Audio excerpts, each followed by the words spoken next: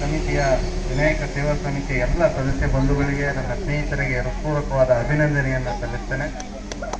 ಜೊತೆಗೆ ಇವತ್ತು ಒಂದು ವಿಶೇಷ ಅಂತ ಹೇಳಿದ್ರೆ ಭಾಗವತಧ್ವಜವನ್ನು ಉದ್ಘಾಟನೆಯನ್ನು ಮಾಡೋದ್ರ ಮುಖಾಂತರ ಇಲ್ಲಿ ಒಂದು ಪ್ರತಿ ವರ್ಷವೂ ಕೂಡ ನಿರಂತರವಾಗಿ ಭಾಗಧ್ವಜ ಹಾರಾಡಬೇಕು ಅಂತಕ್ಕಂತಹ ಏನು ಅಪೇಕ್ಷೆ ನಮ್ಮೆಲ್ಲ ಸ್ನೇಹಿತರದಿದೆ, ಮುಂದಿನ ದಿನಗಳಲ್ಲಿ ಇದು ಕಾಯಂ ಆಗಿ ಇಲ್ಲೇ ಇರೋ ರೀತಿಯಲ್ಲಿ ಮಾಡಬೇಕು ಅಂತ ನಿಮ್ಮ ಅಪೇಕ್ಷೆ ಏನಿದೆ ಅದಕ್ಕೆ ನಾನು ಸಂಪೂರ್ಣ ಸಹಕಾರವನ್ನು ಕೊಡ್ತೇನೆ. ಇದು ಪ್ರತಿದಿನ ಹಾರೋ ರೀತಿಯಲ್ಲಿ ಆಗಲಿಕ್ಕೆ ನಾನು ಸಹಕಾರವನ್ನು ಕೊಡ್ತೇನೆ. ಮಾಡೋಣ ಮುಂದಿನ ದಿನಗಳಲ್ಲಿ. ಇವತ್ತು ತಾತ್ಕಾಲಿಕವಾಗಿ ಏನು ಮಾಡಿದಿರಿ ಇದು ಶಾಶ್ವತವಾಗಿ ಇರೋ ರೀತಿಯಲ್ಲಿ ಮುಂದಿನ ವರ್ಷದಿಂದ ನಾವು ಮಾಡೋಣ ಅಂತ ಹೇಳಿ ನನ್ನ ಸಹಕಾರ ಇದಕ್ಕಿದೆ.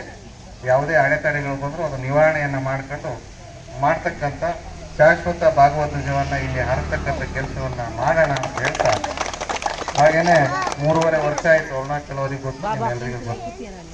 ನಾವು ಅಧಿಕಾರದಲ್ಲಿ ಇಲ್ಲ, 3.5 ವರ್ಷದಿಂದ ಯಾವುದೂ ಚುನಾವಣೆ ನಡೆದಿಲ್ಲ, ಮಾಜಿ ಆಗಿದ್ದೀವಿ.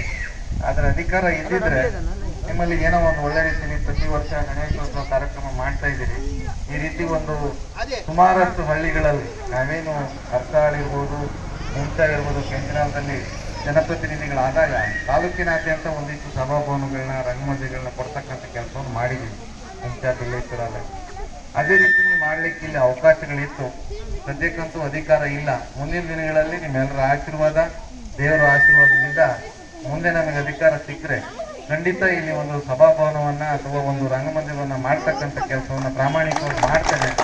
ನಿಮ್ಮೆಲ್ಲರ ಹಿರಿಯರ ಹಾಗೂ ನನ್ನೆಲ್ಲ ಸ್ನೇಹಿತರ ಆಶೀರ್ವಾದ ನನ್ನ ಮೇಲೆ ಇರಲಿ ಅಂತ ಹೇಳಿ ಪ್ರಾರ್ಥನೆ ಮಾಡ್ತಾ, ನನ್ನ ಮಿತ್ರರಿಗೆ ಒಂದು ವಿಶೇಷವಾದ ಅಭಿನಂದನೆಯನ್ನು ಹೇಳ್ತೇನೆ. ಯಾಕೆಂತ ಹೇಳಿದ್ರೆ ಬೇಡ ನನಗೆ ವಾಟ್ಸಪ್ಪಲ್ಲಿ ಕಳಿಸಿದ್ರು ಸಾಕು ಅಂತ ಹೇಳಿದೆ ಪಾಂಪ್ಲೆಟ್.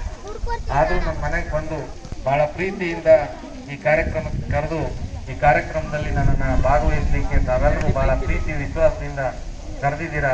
ನಿಮ್ಮೆಲ್ಲರ ಪ್ರೀತಿ ವಿಶ್ವಾಸಕ್ಕೆ ನಾನು ಋಣಿಯಾಗಿರ್ತೇನೆ ಅಂತ ಹೇಳ್ತಾ, ಮಾತಾಡ್ಲಿಕ್ಕೆ ಅವಕಾಶ ಕೊಟ್ಟಂತಹ ನಿಮ್ಮೆಲ್ಲ ನನ್ನ ಸ್ನೇಹಿತರಿಗೆ, ಹಿರಿಯರಿಗೆ ವಂದಿಸ್ತಾ, ಇಲ್ಲಿ ಯಾವುದೇ ಕಾರ್ಯಕ್ರಮ ನಡೆದರೂ ಕೂಡ ಅತ್ಯಂತ ಉತ್ತಮವಾಗಿ ನಡೀತಾ ಇದೆ ಅಂತ ಕೇಳಿದ್ದೇನೆ.